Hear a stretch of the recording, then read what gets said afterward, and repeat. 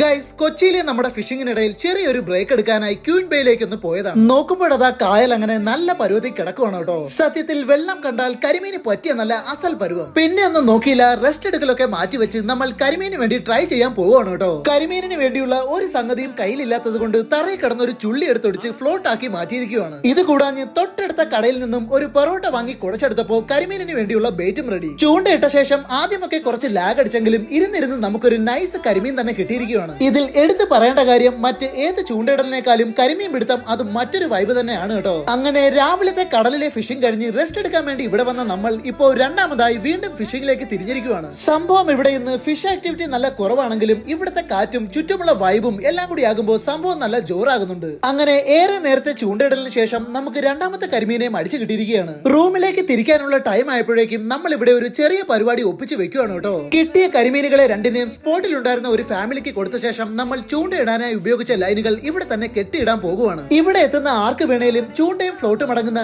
ഈ ഒരു ലൈൻ എടുത്ത് ഒരു കമ്പിൽ കെട്ടിയാൽ ഈസി ആയിട്ട് ഇവിടെ നിന്നും ഫിഷിംഗ് ചെയ്യാം. എന്തായാലും ഈ ഒരു ഐറ്റം ഇവിടെയുള്ള ആരുടെയെങ്കിലും ശ്രദ്ധയിൽപ്പെട്ടിട്ടുണ്ടെങ്കിൽ തീർച്ചയായിട്ടും കമന്റ് ചെയ്യാൻ മറക്കല്ല കേട്ടോ.